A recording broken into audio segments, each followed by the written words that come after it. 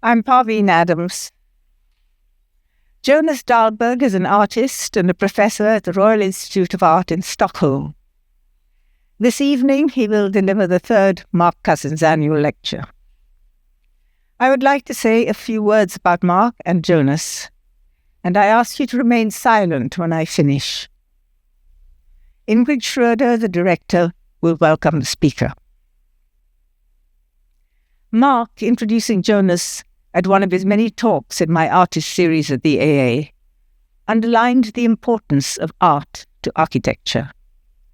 The value in having an art series in an architectural school and a detailed knowledge and interest in what is happening in art.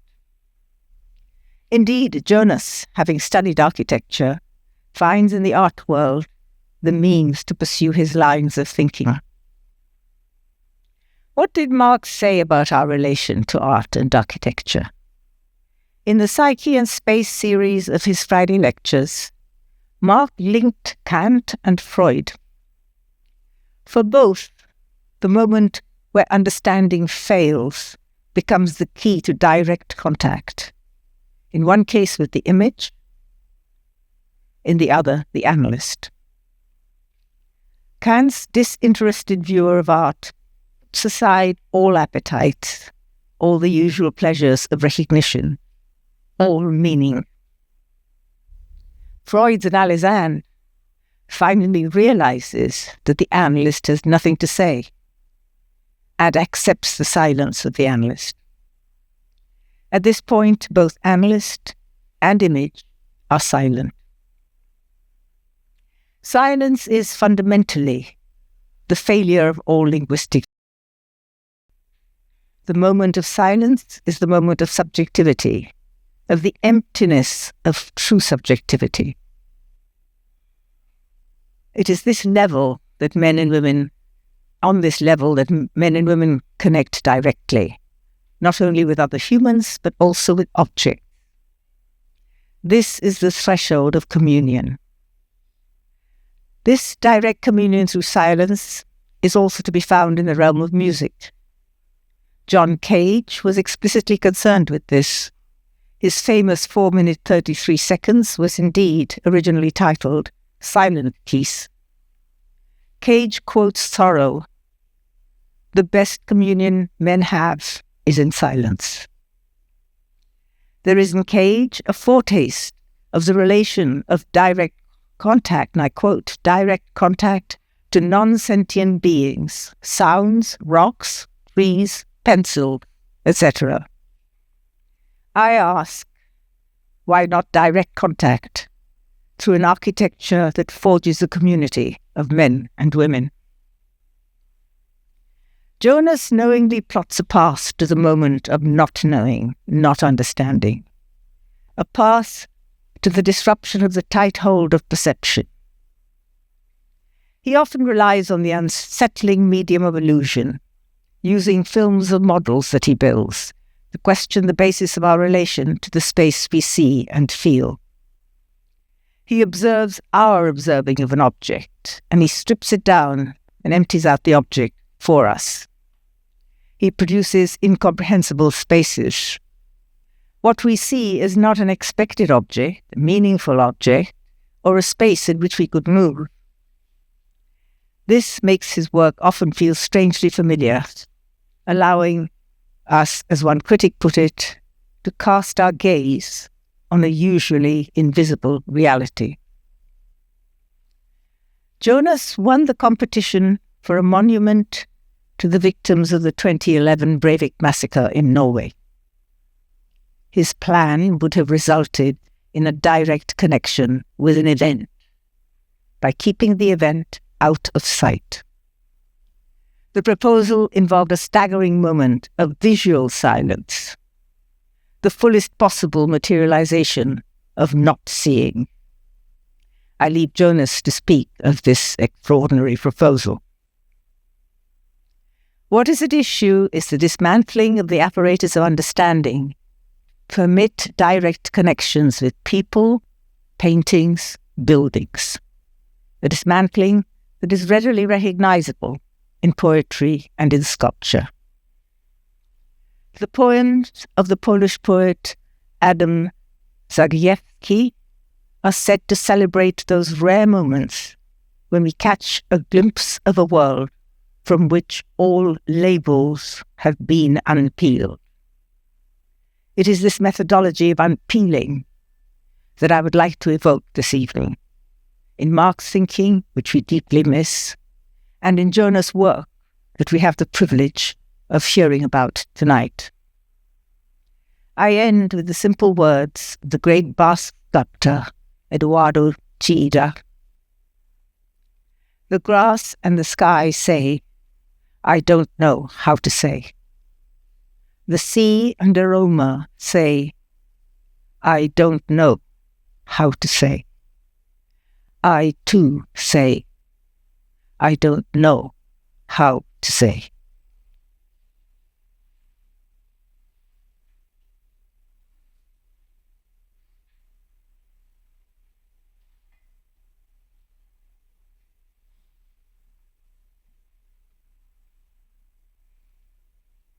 Thank you, Parveen.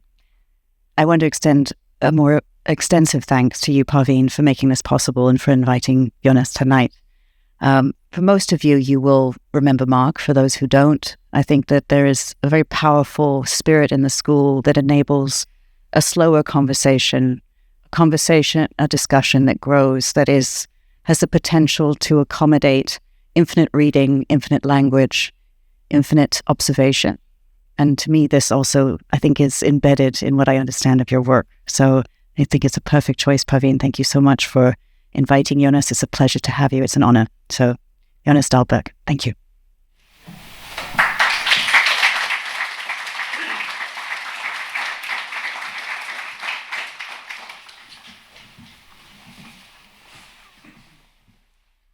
I will sit like this. Can you see me?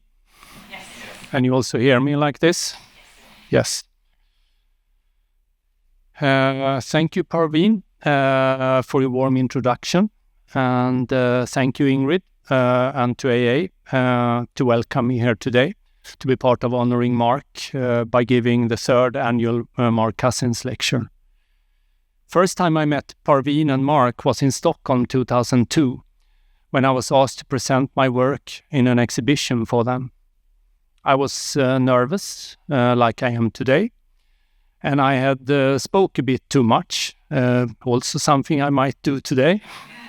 And after a while of introducing the different works, I noticed that Mark were sitting with his eyes closed. I thought that he must have got bored and fell asleep, but I decided to pretend it all went great, so I kept speaking. But suddenly Mark opened his eyes and made a brilliant comment. His eyes had been closed just to exclude unnecessary visual information, to mute the environment and to focus. And his comment came from the point of real original thinking, beyond what I or the press text tried to steer him towards. A few years later, after that, Parveen invited me to speak here for the first time. And it's really with such a great honor to be back today again. And if I see some of you close your eyes during the talk, I will no longer be nervous that you are sleeping. Instead, I will expect a brilliant comment by you afterwards.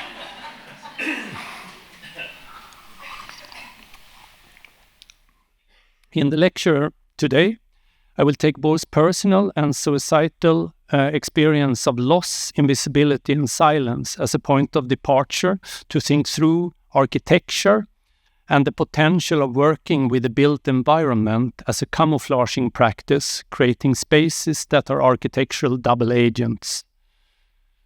I have a little trigger warning. I will talk a little about psychological illness and death in this lecture, and if you feel that you are not in the state for that today, I fully understand and support if you prefer to leave, so you know.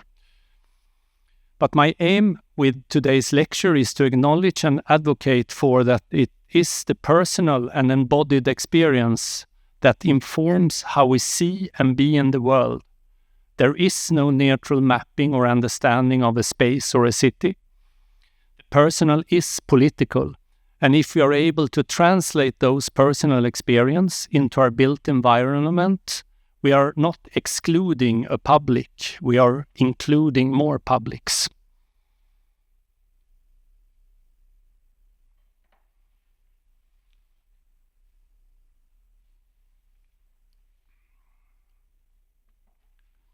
Safe zones.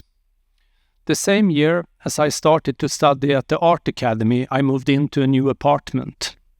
One day I was standing at the window when I noticed that the neighbor on the opposite side of the street had guns on the walls.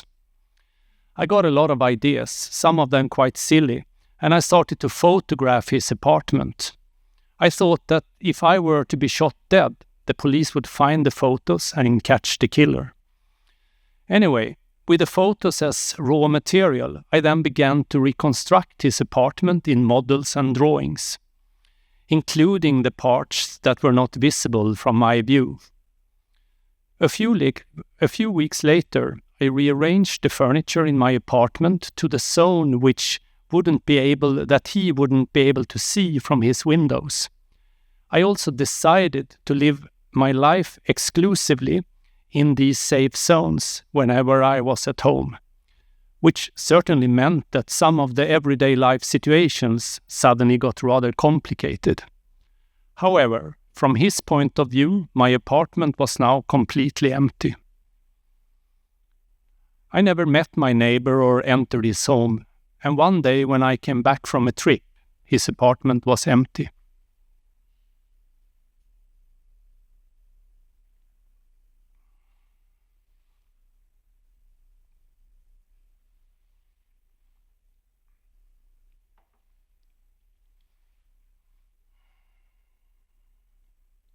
Some years later, my mother got really ill. She went into the darkest of spaces, the one of deep depression. My brother and I took turns every second week to travel back to the city we grew up in, to be with her in our childhood home, and to make sure nothing really bad would happen. While the weeks passed, I started to notice that the house was slowly transforming between each visit. She took away objects, blocked out lights, blocked sound. The house got really dark, silent, mute, and empty. It was difficult to breathe in there. And watching this slow transformation of the house was like watching her. She dissolved and disappeared. As an artist or a spatial practitioner, you're blessed with being able to process your personal experience in your work. And if we practice our tools to translate our embodied and lived experiences into the public sphere, we make our shared living environment richer, better, and more including than today. The personal is political. The video which we see in the background is part of a work that I did that took a starting point in this experience. The title is 3 Rooms, and at the time I could not find any words inside me that could translate the artwork into more public text. Instead, I reached out to Mark to see if he could or if he would have the time to write a short text about it for a work or for the work in an exhibition. I will now read you Mark's text about this work.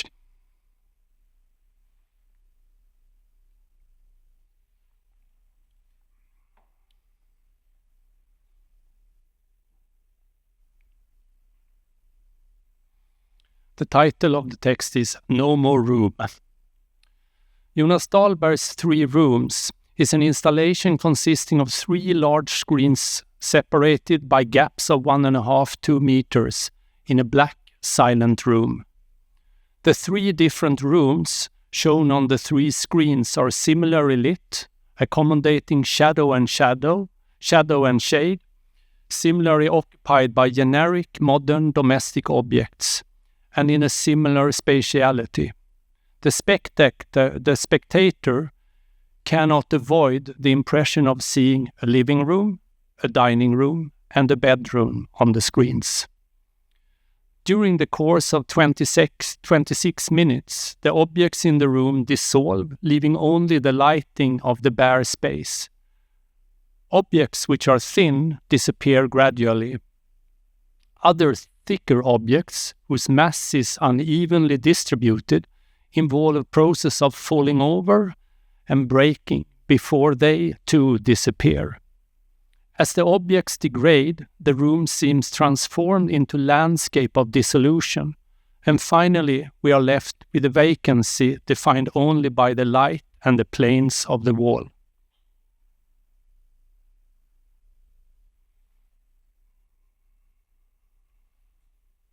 The visual experience, however, is not independent.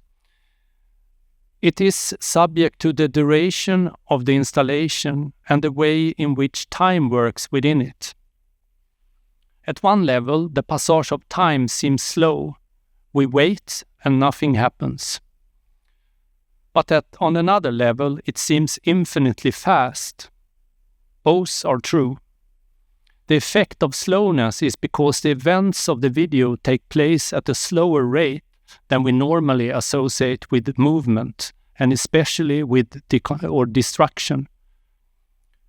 The destruction of objects is normally experienced as a break in time rather than the use of a prolonged duration. At the same time, the video is experienced as an immense speeding up of events.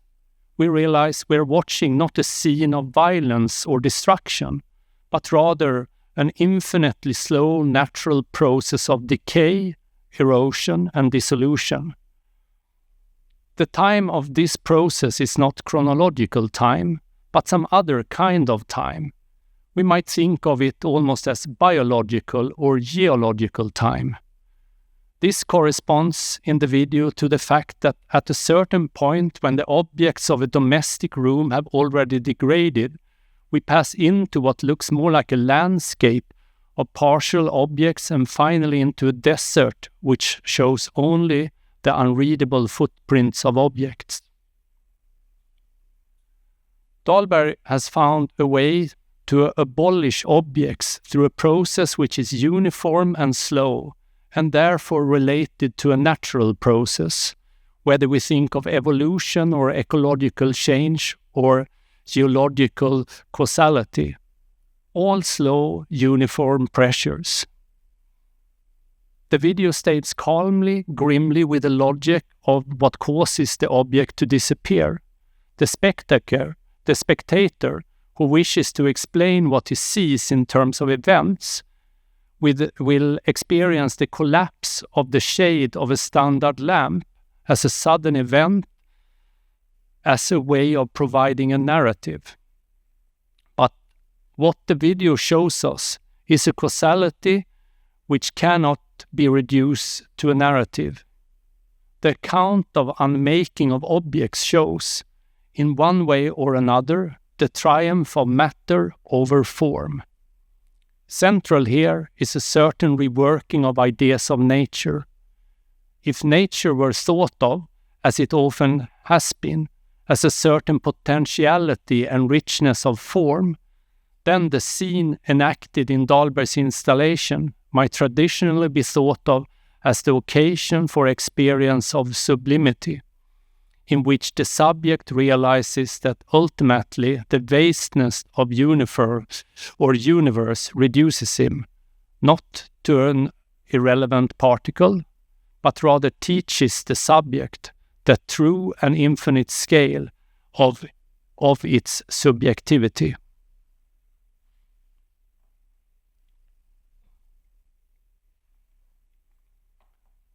But here, in the unblinking gravity of 3 rooms, we see a nature bent only towards the erosion and the eraser of all forms. For the spectator, the outcome is a dissolution beyond subjectivity.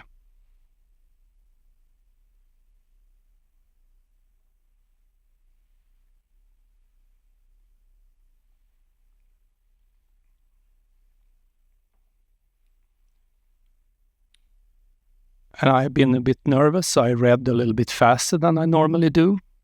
So we can stay here with the film for 2 minutes.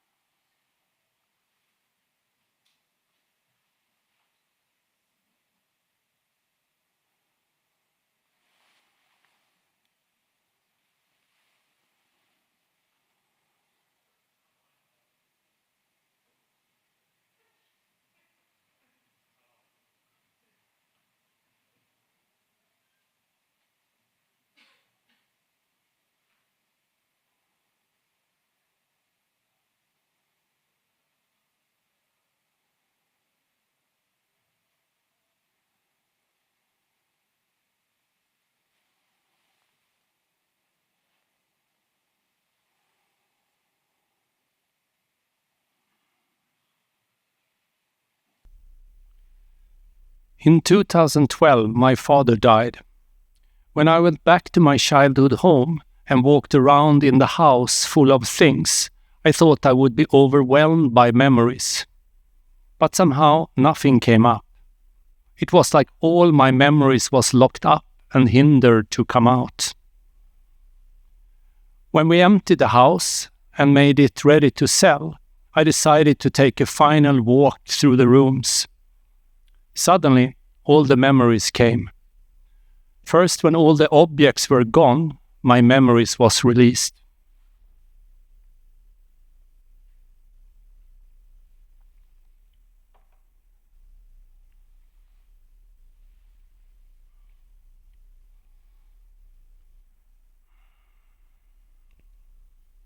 On the afternoon of July 22nd, 2011, a powerful car bomb exploded at the governmental headquarters in central Oslo in Norway.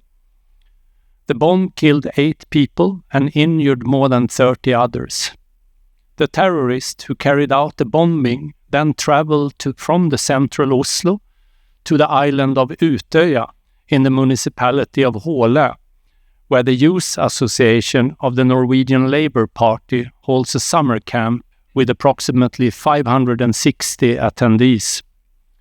There, he killed 69 people and injured 66, most of them under 20. His actions were politically motivated, and his goal was to prevent the development of the next generation of social democratic leadership in Norway. 2.5 years later, I sat on a bus on my way from Oslo to Utøya. The Norwegian government had announced an international competition for the creation of memorials to commemorate the victims of this act of terror. In the bus were the architects and artists invited to this competition. Our task was to make 2 memorials that should conceptually be connected. One memorial in the governmental quarters in Oslo, close to where the bomb that started it all went off, and another one on the mainland at the point which juts out into the water towards Utøya.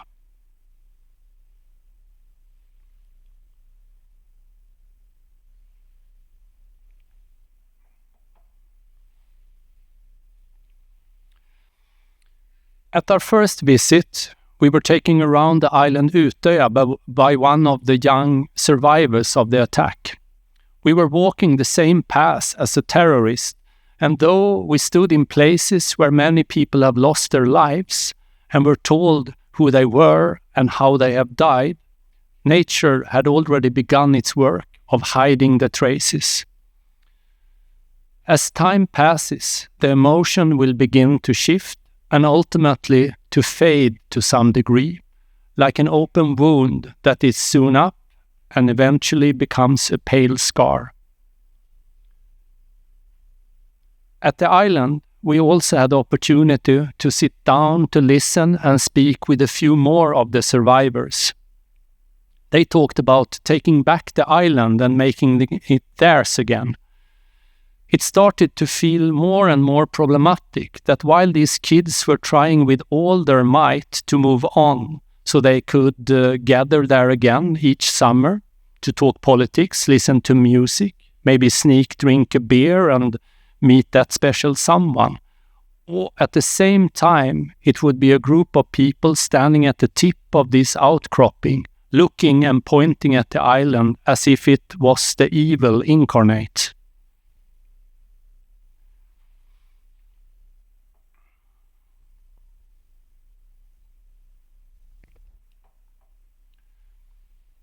This reminded me of something that had happened during our bus trip to Utøya from Oslo. As we crested a rise and saw Tyril Fjord Lake for the first time, someone in the bus thought that they saw the island Utøya. This made everyone in the bus jump out of their seats and peer out to the side of the bus where we could see better. But pretty soon someone told us it wasn't Utøya we saw, and we all sat down directly. There is a powerful force of the attraction in places like this. It's not always a positive force in us, but it's human and it's hard to resist. For this reason, the journey to the memorial clearly becomes an important part of the memorial itself, because the journey also contributes to this energy. The risk, of course, is that it unwillingly seizes the energy and enables a gaze towards the island that is primarily passive, almost voyeuristic. It transforms Utøya into a monument itself. So it felt important to me that we, as visitors to the memorial, would look at Utøya and what happened there through our own sorrow, turning the gaze first inward rather than outward.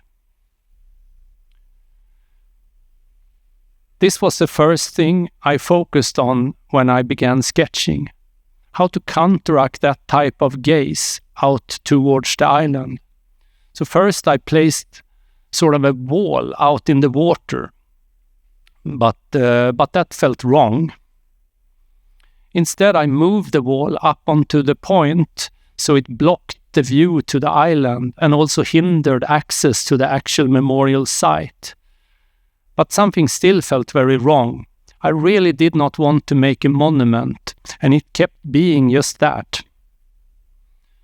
So I started to think about taking away the wall, pushing it down into the ground, make it disappear or become invisible, create some kind of void, like a cut or a wound in nature itself. The monument was now gone, and the viewer's ability to move towards the tip of the point was disrupted. But the view to the island remained, and the site was missing a more intimate and private spot. So I pushed down the movement itself down into the ground and let it create a ramp and a tunnel that led down into somewhat more private room inside the cliff. I proposed a 5 to 10 minute walk path that wended its ways through the woods, up to the spot where the path cut into the landscape, down into the cliff to a short tunnel that leads to the edge of the cut itself. Visitors now find themselves in this private room inside the cliff, surrounded by nature. They hear water floating by, the wind. They see the light reflecting against the cliff wall across the canal, where the names of those we no longer can reach are engraved in the rock. My proposal for the memorial is to make a cut or a wound in nature itself. It seeks to recreate the physical experience of taking away and to reflect over the sudden and permanent loss of those who died. The memorial tries consciously to disrupt the view to the island in order to create a more private space where our gaze turns inwards on ourselves. The cut slices off the tip of the point is 3.5 meter wide excavation, and the void created in the landscape makes it impossible to reach the tip.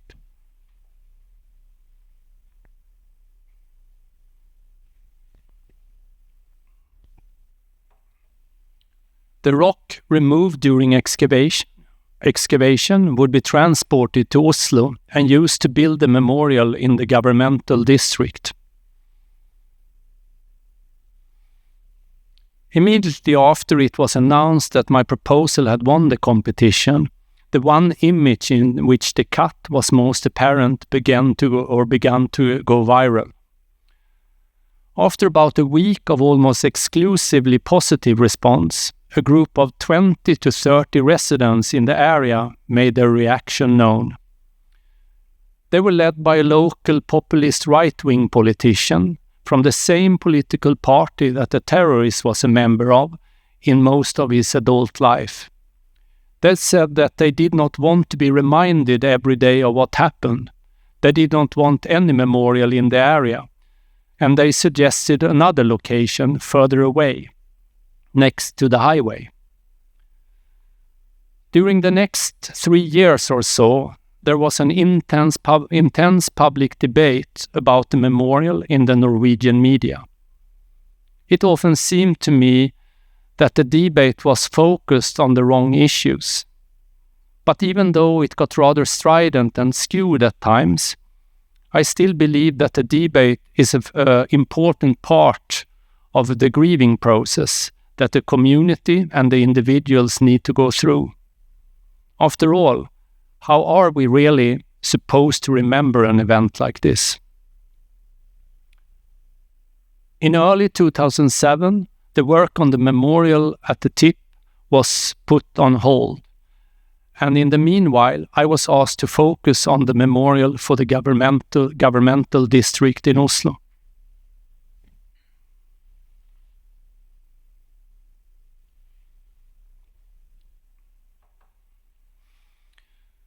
The government buildings in Oslo lie in the heart of the city. After an act of terror, it's not just the national borders that risk to be being closed. Also the buildings, sites, and even people.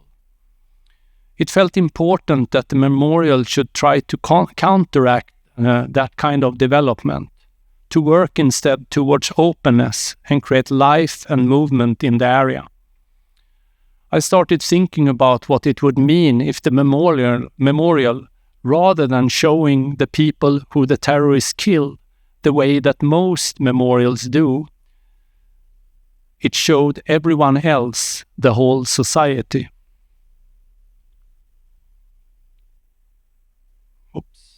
Sorry. And in this way, allow those who died to emerge through everyone else. If one were work off the Norwegian population directory, which is based on residence and not on citizenship or nationality, there were just about 5 million people in Norway on July 22nd, 2011. This rather simple idea or image became a starting point for me in the work. It felt natural to imagine that this archive of 5 million names would be carved in stone, like an ancient text, into the rock that was taken away and moved from the memorial site close to Utøya. The memorial in the governmental district in Oslo would consist of this archive of approximately 2,000 large stone slabs engraved with just over 5 million names. The names belong to the 77 people who died, along with every other person who was registered in the Norwegian Population Directory on July 22, 2011. The names of those who lost their lives are distinguished by being surrounded by a few extra centimeters of space. The 5 million names will not be in alphabetic order. Rather, they will be placed next to each other at random. My hope was that at the first glance would emphasize our shared connection.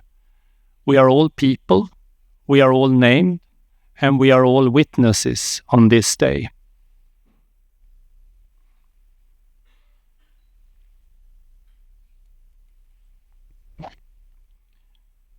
When the new governmental buildings are completed, the stone slabs would be laid out on the ground, thereby creating a larger area for reflection and engagement.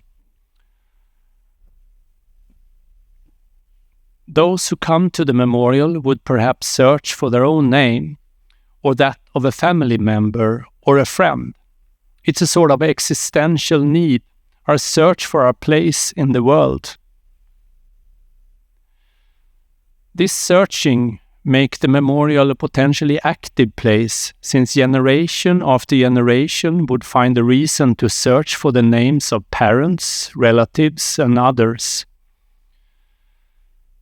This simple activations means that, as in an oral storytelling tradition, the 5 million people who were there on that day would carry forward the story of what happened and of those who lost their lives. Because when you search for your name, you would sometimes encounter the names that have a little bit more space around them, like a breath. The names of those who lost their lives to the act of terror. In this encounter, your existential search will be reframed. As your body walks there, you encounter those who have been robbed of this possibility, the living and the dead side by side. Living entails responsibility to others. It even entails the responsibility for what happened on July 22nd, 2011. But in June 2017, I found out at the press conference held by the government that my work with the two memorials was stopped, and my contract for the memorials was being revoked. At the press conference, the government also announced that it was important for future memorials to be low-key. But what does that mean exactly? I'm convinced that the point of a national memorial is to honor those who lost their lives by insisting on a continued collective conversation about what happened. Though uncomfortable at times, this conversation in and of itself is what allows trauma to be processed in the long run. A memorial that strives for everyone to be in silent agreement, runs the risk of minimalizing what happened and contributes to our forgetting of the circumstances.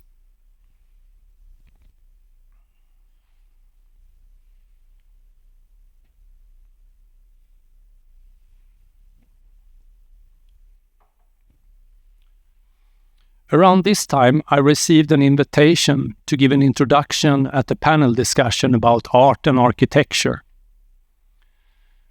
When seeing the names of the other two participants in the panel, I realized one of them went to the same class as me at architecture school, and his name triggered a memory of a lecture there. I don't remember who was giving the lecture and what it was about, but at some point during the talk, the lecturer mentioned a building in Paris. As I remember, the building was from the mid-1800s, and in a large apartment lived an 80-year-old woman. She had lived there her whole life, and her parents have also lived on that floor of the building their entire lives.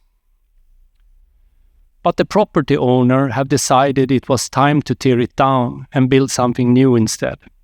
Those who lived there would have to move out, and everyone in the building have accepted it, except for the elderly woman on the fourth floor.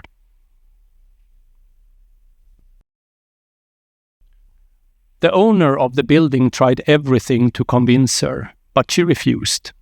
The owner probably thought about the option of waiting her out until she died, but a challenge such as this could risk motivating her to live to 100. The owner finally devised a very special solution. He lifted up her apartment, stacking it on stilts, and tore down what was on top and underneath. Above and below, he rebuilt completely new. I don't remember when this happened or what it looked like, but I imagine it as having a modern glass facade on the first 3 floors, and then suddenly the elderly woman's floor from the mid-1800s, and above that a couple of more floors in glass. I think the reason I remember this story is that the elderly woman's resistance and stubbornness, together with the developer's conviction and stubbornness, created a type of performative architecture where several voices and intentions could exist simultaneously. Without their coexistence, it would most probably have ended up as a rather uninteresting new building that did not contribute so much to our built environment or the conversations around it. But instead, it became a kind of narrative architecture, an architecture that told a very specific story through living people. And it was the elderly woman that had a direct hand in creating the grammatic for the new building. Her voice was forever there as part of the dialogue in our common spaces. I told this story in my introduction in the panel discussion, but my old classmate did not remember the lecture, this story, or this house at all. I think this story is deeply connected to, or maybe even the reason why I soon after this lecture decided to stop studying architecture and instead applied to an art academy. The reason I stopped was not because I was no longer interested in architecture, but I probably realized that what made me interested in this story had a better place inside art. I believe it's important that we practitioners should use artistic strategies and embodied lived experience in our common spaces as a way of insisting that these voices and experience play an active role in our society, especially at a time when we are at some kind of tipping point and there is a clear and urgent need to rethink the values that our society is built on. Like the elderly woman, we might try to be the ones that add a component of resistance or alternative imaginaries, not because she should have succeeded in saving the whole building. A city has to be in constant process of change to stay alive, but because it was the multitude of intentions which made the new building interesting, in the same way as is the coexistence of different voices and intentions that form any basis for an interesting context, whether that context is a classroom, a city, or a conversation over dinner. And the spaces that is called public should be a host that can care for disagreements.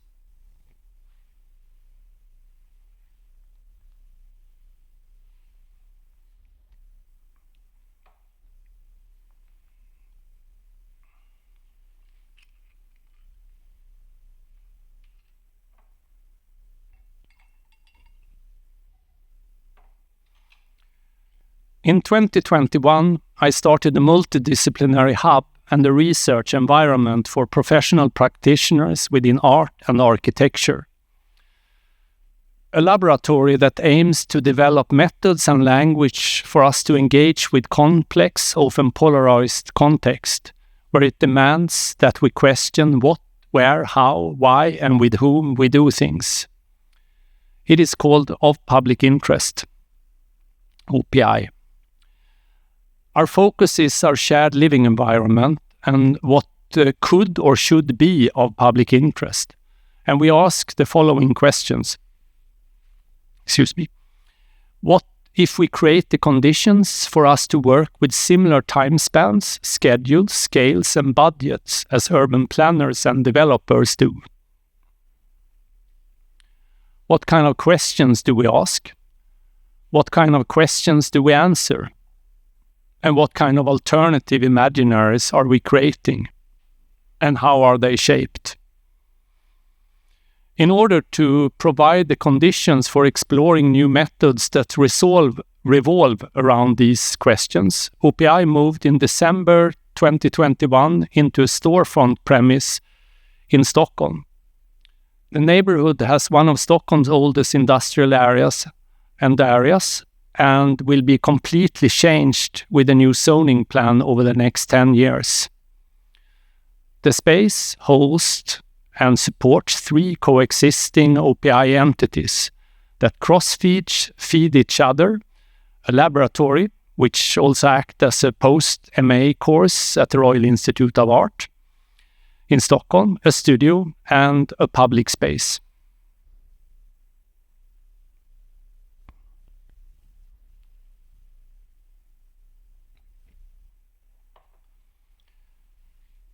Since I moved into the storefront space, I have constantly made new additions and alternations and constellations of the space, changing how it experiences from both the outside and the inside.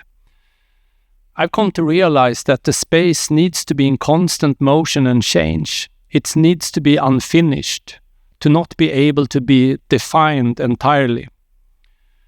OPI exists as an ongoing provisional in-between state that follows, changes, adjusts to, and support what enters and transpires in the space and its surroundings. It uses architecture as a dialogue tool or as a camouflage. Sometimes the space is made to feel open and look and function as a bar or cafe or some other semi-public identity, and at other times it takes on a completely different form, more conducive for concentration or rigorous exchange and production. As mentioned, the laboratory part, called OPI Lab, functions as a yearly course given at the Department for Research and Advanced Studies in Art and Architecture at the Royal Institute of Art in Stockholm. Each academic year, a new group of 16 professional practitioners come to OPI Lab and uses the space as a kind of a camouflaged site office or a classroom. To move the classroom out of the academy and disguise or camouflage it and let it take on different identities creates a certain kind of freedom from the academic setting, while still enjoying the climate of experimentation and practice-based research. The course attracts many applicants. This year we had 20 countries. It sounds a little bit like I'm pitching the course now, and I'm sorry about that. I did not realize that before, but I will continue. 20 countries, from various professions such as professional artists, architects, urban planners, landscape architects, and culture producers, policymakers, choreographers, sociologists, and so on. The OPI Lab group meets 1 week per month in our storefront, and here we are immersed in the neighborhood and can maintain a continuous dialogue with a particular site and situation and public. In this setting, or publics, we facilitate investigations and public making through experimentation and different participant-led projects, with starting points in individual practices and interests. We explore practice-based thinking and doing through discussions, tests, sketches and prototypes, proposals and propositions. Projects initiated in the lab are a way to experiment with and commit to integrating artistic values within our working processes. The mediums and forms of expression produced as part of these processes can be sculpture, conceptual, architectural, social living, or participatory in nature. And it's not art, one can say, but it's not art. And from next year, we will also link a doctoral student to the lab.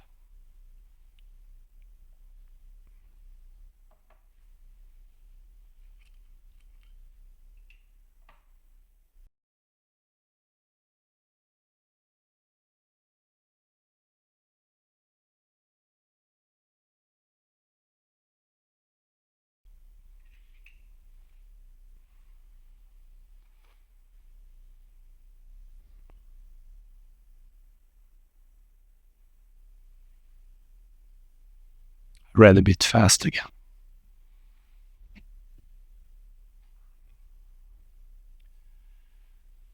OPI Lab is a laboratory in developing methods. What we connect around is in our belief in the importance of artistic values and strategies in our shared living environment. We want to have a diverse group of people working with different approaches, since different backgrounds and life experiences are essential in shaping our public spaces and for an open society. Our starting point for method and work development is in something I call pinball script. And I normally fail completely in explaining this pinball script, but now I have a kind of a new audience here. So I will make a new attempt and see if I can end up in maybe this time make some sense of it. So the pinball script is mainly an attempt to describe and make a tool for a subjective and personal multidisciplinary concept and project development. It is not a script for an objective mapping and gathering of information. It's a work methodology about how to develop projects situated in the complex context that is called public space. As in any pinball game, the ball needs to be set in motion to start the game.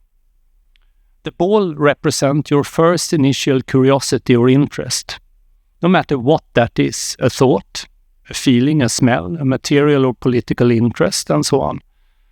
To be able to start the process of developing a project, you need to put the ball in play directly, so it starts to respond to the very specific situation and the locality that you are in. In this pinball script, the project develops through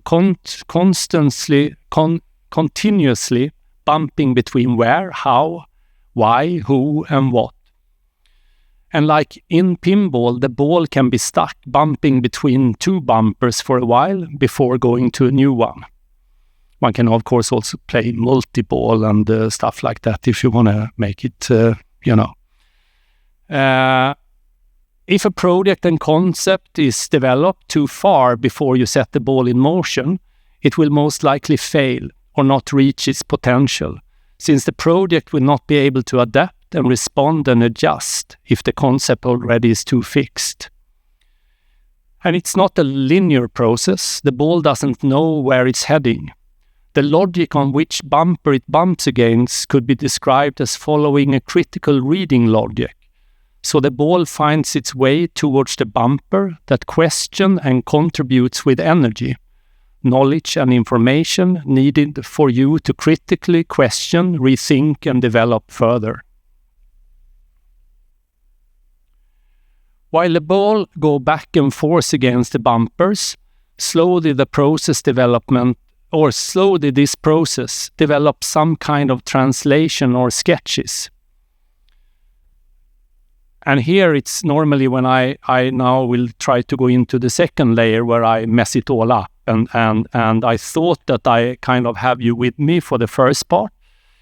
So I will introduce a new layer that is in constant dialogue with what you have seen here, and that's called the distribution language layer. These green dots and its tree structure is the distribution language in the script. But I will not even try to read them for you and explain it in detail, since I have a hard time maybe following myself right now. But what I can say is that the distribution language can be seen as the artistic strategies and languages that makes a project or concept work in a very specific context and locality. The distribution language is not seen through your eyes. It's about understanding the ones you address, the viewer, audience, participator, listening, commissioner, reader, and so on. Their state of mind, their time, tempo, desires, interest, that very specific moment in a very specific situation where your project is situated. It's about using that understanding in relation to your intention. That develops a distribution language through a subjective listening practice. Questions? Did it work? Okay. It's not completely clear, maybe. It should be clear. It should be clear. No, it shouldn't. It shouldn't. If it's clear, so I will redo it again. When I prepared this lecture, I started to think about that since OPI is something that is in an ongoing provisional in-between state, maybe the meaning of OPI, the meaning of OPI name should also be in constant change. I asked Samane Moseni, an artist and architect that was part of last year's group, to suggest some new alternative meanings of OPI beyond of public interest or ongoing provisional in-between. So we will finish today's lecture with 7 suggestions by her of the meaning of what OPI is.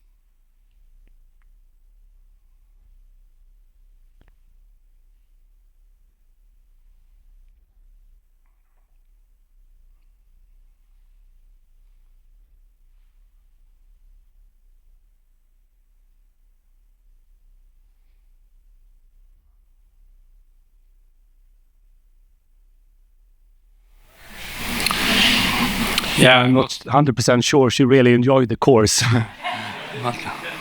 Should have asked someone else.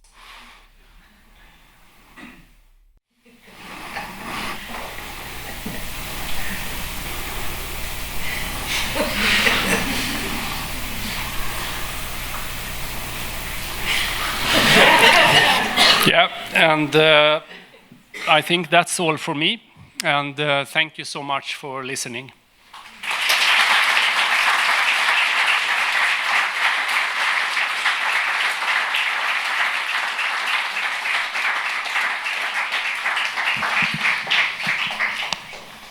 I think we will have like a Q&A, or am I saying things I shouldn't do? No, if anyone has a question.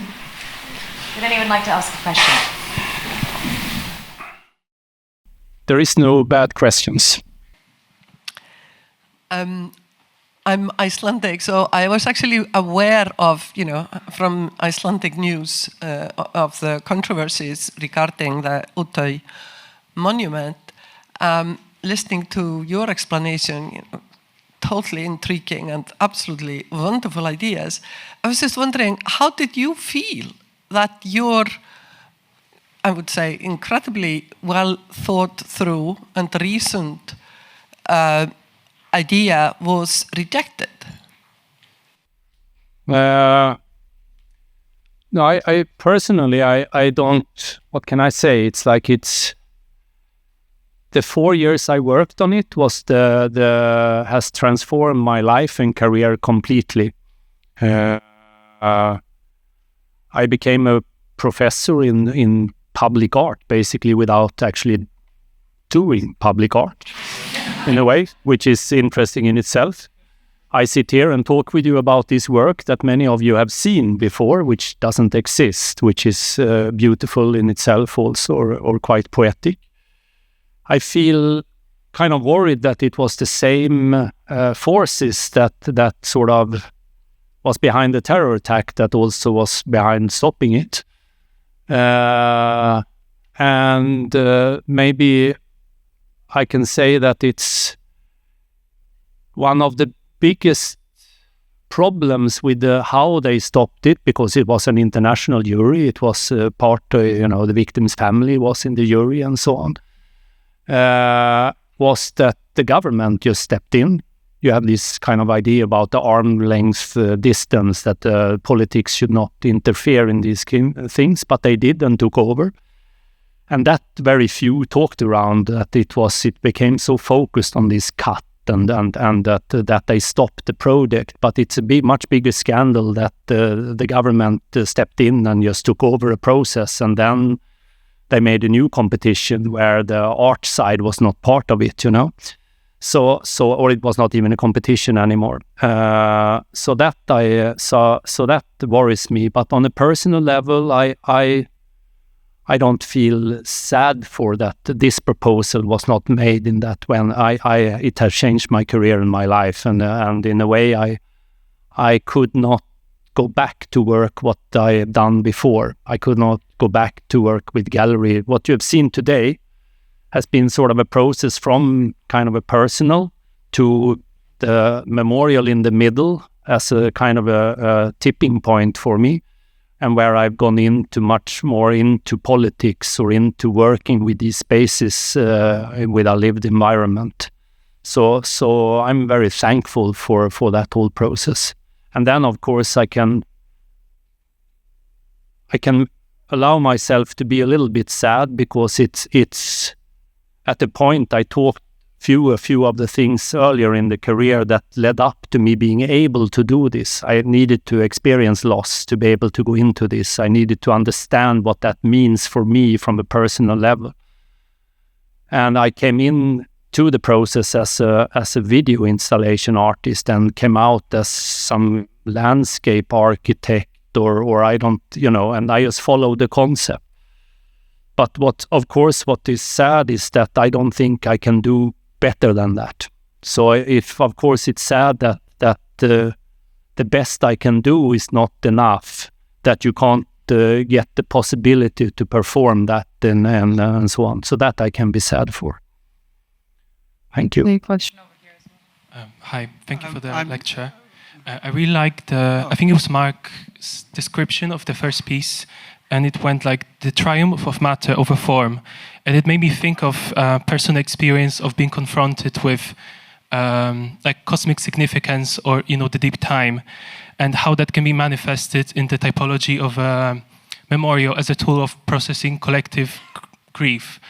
So I wonder, I have a question about how you approach your own art practice, and whether your art practice is maybe an expression of that kind of desire to find a coping mechanism to deal with mortality or the experience of loss, and whether you have found it helpful, or when I applied to it was an open call for this, where you put in your name into it, and I actually, at that point, it was just after my father died, so I have decided to take a year off. So and then this open call came, and I thought that maybe I could have something to say about this. Maybe I can go into this. I didn't even have a studio at the time. And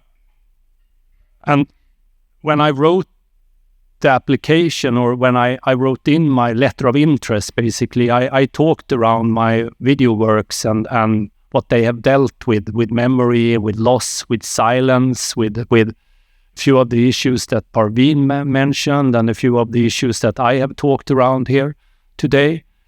And it felt like things, that is things that I have, that's my core in my practice in a way. And so that has been what I have been interested in my whole career, this kind of to deal with that in one way or another, from, personal history and from where I come from in that sense. So for me, it's, I don't understand, or I'm not sure I completely answer your question, but yes, that's a practice that I developed. And when I now move it over to OPI and what is of public interest, of course, that is one of the things that I believe is some public interest, that languages like that should be existing in our shared living environment. We are quite bad in dealing with death and with mourning in general. So that is one of the voices, but my focus now is maybe not that voice anymore, or my voice. My experience and what I represent as a sort of a middle-aged white dude is it has built the whole world, or most of the world in that sense, or these voices. So my voice is maybe not the most important for the moment.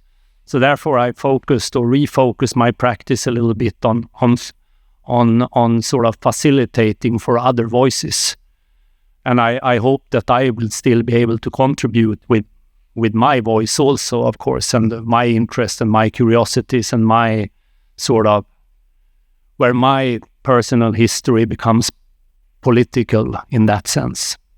Was that an answer to your question? Could I ask you about this? Can you raise your hands? I see where I don't... there. Somebody interrupted me. Yeah.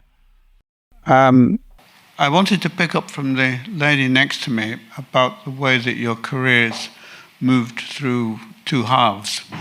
And you suggested the Utøya monument, which was... I agree with you with the word monument, I hate it. But the point is that it seemed to be a fulcrum for you.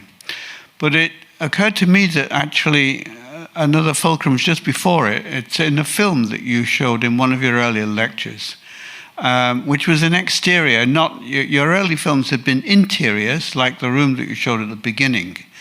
And they were, in a sense, interiors without people. Your latest work is people without interiors. It's all exterior and interactions and method and so on. But that film that you made of the Swedish town that was completely deserted was really quite transfixing. When I was watching it, I thought, is he still making models here? How the hell did he make a model of an entire town with a landscape and a horizon? And it seemed to me that you had at that point exteriorized the emptiness and the curious compression and evaporation of time, almost simultaneously compressed and somehow something had happened to time, that you had in those very early films with the strange David Lynch kind of interiors. And the latest work was entirely diagrammatic insofar as it was visual at all, and seemed to be to do with continuous interaction in which you dissolved yourself into this sort of prospective exploration and collaboration. And I can't help wondering if at some point you're going to somehow find a way to return to what you yourself were doing with those early projects and your sense of time and interiority. I think that in when you teach and so on, and the only way I can teach or to be in a space like that with a group of colleagues is to take a starting point from your own voice and from your own kind of embodied experiences. So I think I contribute with that all the time. I don't know if I will go back to do films like that. I don't think so. I think that is something that I have done, and I don't feel any urge to do it. It's in a way. I hope that I will do something else. But I hope that I think this an attempt to show this kind of with this ongoing provisional in between. Of course, it's that it in itself is the space we are working with or working in. is like one of the films in a way. It's just going on and changing and being rebuilt, and in one of the way it's dissolving, or it's like, so it has components of that. So I and then I'm more interested in this. The reason why I did all these films, and where it's no people, and where it's no people there in the film I showed now, and it's sort of dissolving in front of your eyes. It's the same reason that I did Memorial in a way. It's the same logic. It's to bring people to see their own seeing, to just give enough that you start to project on it. And then dare to be silent, which I am not when I speak too much, so then I don't dare to be silent. I dare to be silent in my films.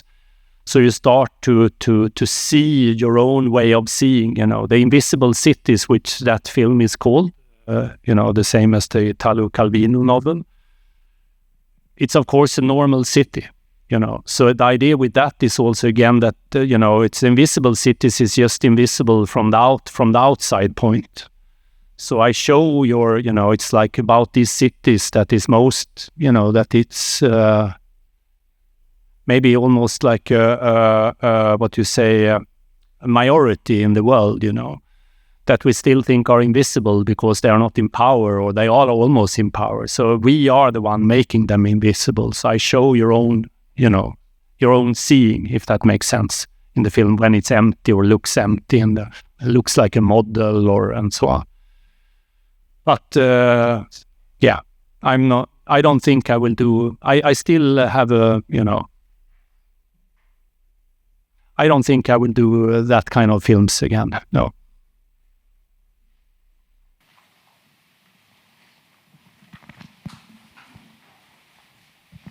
For me, the beauty of this talk has been about the space in between, and this almost ephemeral nature of application to different areas. And the way that you talk about mortality, I find very deeply touching, and something which, of course, touches all of us. And there seems to be a complete contradiction in the notion of almost the fetish of production to have actually turned the memorial into this solid thing, because it seemed to live in such a different vocabulary from all the rest of your work. And of course, the politics are disgusting, and the way it has happened is horrendous. But I wonder if, from listening to the way you've responded to other questions, you really believe it should have been built, or maybe it was more important to have taken you to a different world. No, but I think it's not about the work in itself for me in that sense. I think that we should respect the democratic process of the jury work, and that political forces shouldn't go in that. So that is what is important for me. So that I think I think it's really, really dangerous if we start to stop processes like that in general. And that's also again the same force, So it's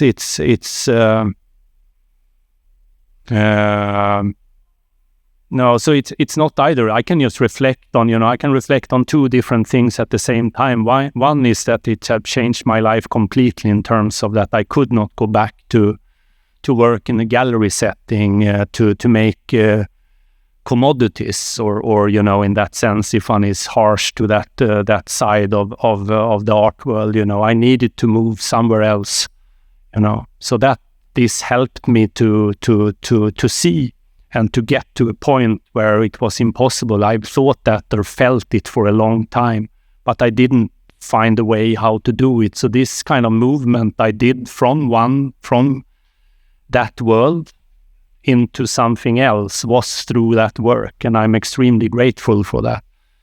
But so it's like I don't if it should be built or not, but you shouldn't stop politics shouldn't get involved in these kind of processes, So, and it's really what one can also reflect on. Of course, it's the from the outside, it seemed all the time that it was it was huge in the media and so on, and but it's still interesting that was 20 to 30 people. That's what they gathered. They had 20 to 30 people that sued the state for not for the memorial, for the site of the memorial.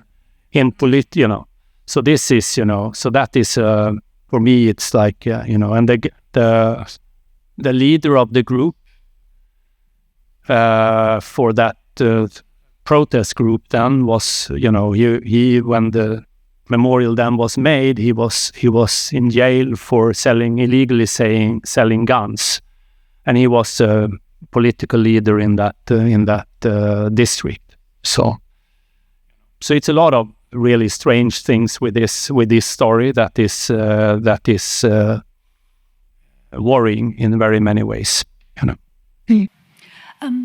I really admire the kind of responsibility that you've taken upon yourself with the memorial, in trying to sort of navigate the meaning of what happened and how to, it seems like a big responsibility that you've taken on, and as you say, it's transformed your life and your practice.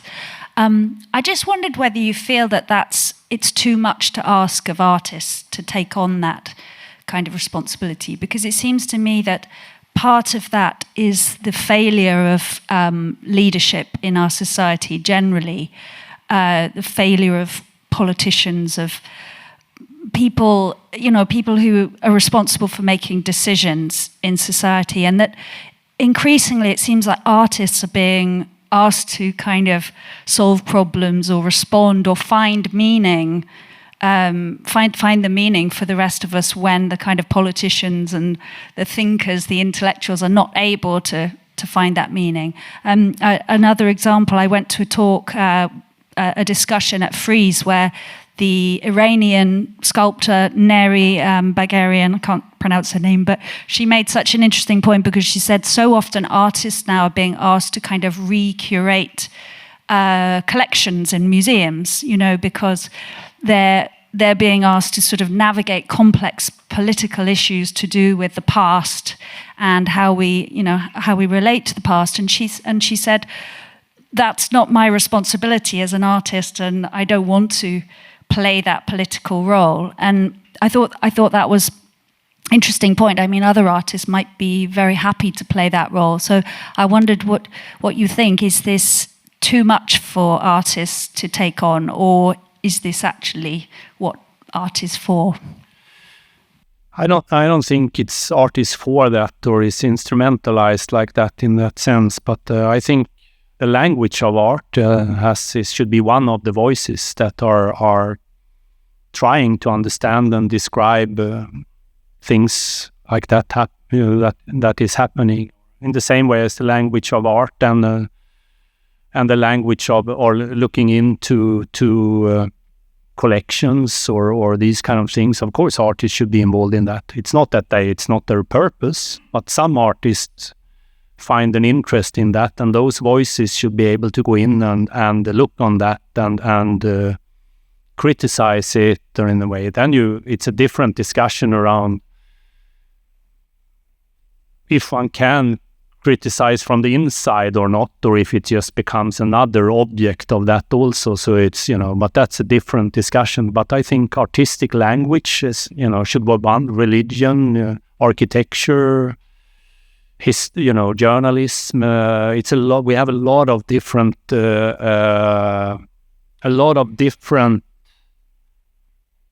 languages that we can use to think through how it is, to be on this in this world and to be alive, and to exclude artists from that would be a very pity, and that's what I felt happened a little bit with when politics goes in and stops something, and then they give it out to something else, and it should be like low key, or then you exclude an aim of trying to say something, with it. And it's not everybody needs to like it, If I would go out in a city and be angry on every bad building I saw, I would not, I will be, and just like, how could you, It's like, and it's like, of course, it's okay, Things we need to have different voices and different sensibilities and so on, and art should be one of those voices. I think so. I don't think it's too big at all. I think we can,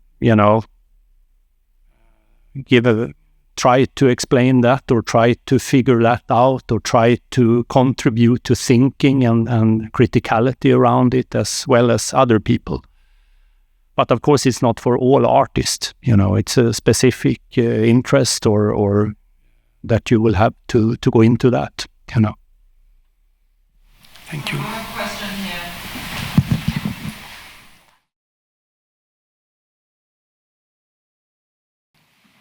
No one have a question about the script? No? Zero? Thank you. Thank you again for this evening's lecture. It's so enlightening. I wanted to ask, well, first of all, the first work that was presented, 3 Rooms, for me spoke very much to loss and grieving, and in a way also letting go, whereas the memorial counteracts that more to holding on and preserving and remembering. And I wondered if you could say some words about how you feel about those 2 opposites and the space in between. Yeah, it's a really good question, and it's a tricky one.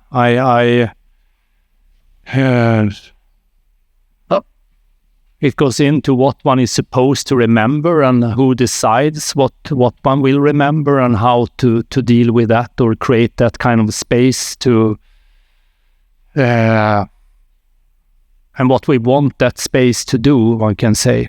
I think one of the things when I think around memorials, I often think that one mistake them for being like something which is close to a graveyard, or that you go to where you go because you remember.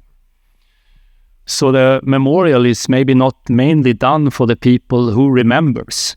It's mainly not done actually for the victims' families, and it's made in honor of the victims and in honor of the victims' families. But the memorial is maybe not the place where victims' families is going.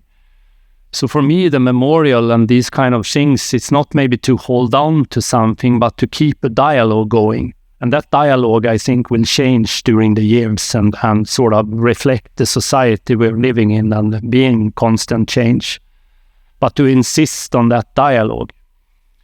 And of course, that's, a tricky one. I can't say that those, they are quite different, the cut from the idea of these people that will be the, oral storytelling will kind of tell what happened that day. They are dealing with it in very different way, because they also have very different sort of sites that they're dealing with, one outside the city and one inside the city, so I don't know if I get any close to answering that. It's like I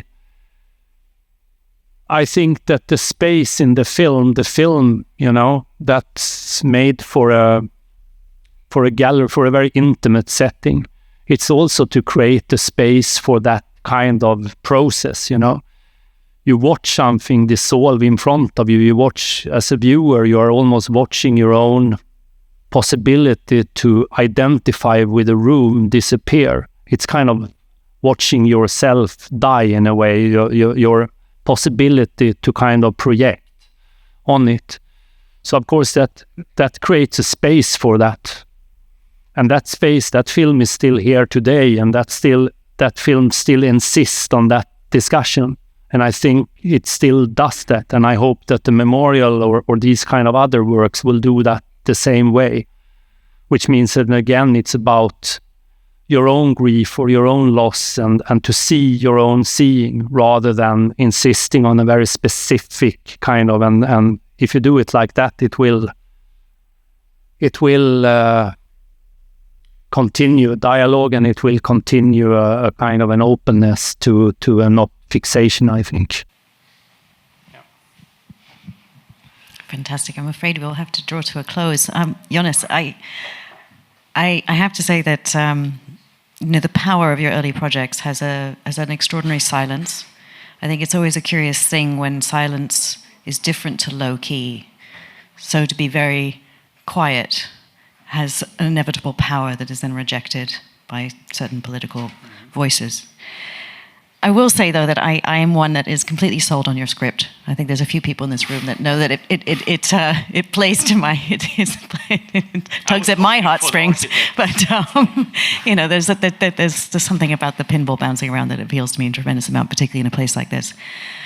We didn't talk a lot about OPI. I think I'm sold when I start to think that I'm surrounded by obnoxious, proud imbeciles. I will be off as my plan B. But Jonas, thank you so much. I think that this is the clarity, I think the subtle ambiguity that comes with that clarity and the wit that you showed us this evening is really inspirational. So thank you so much. Thank you all.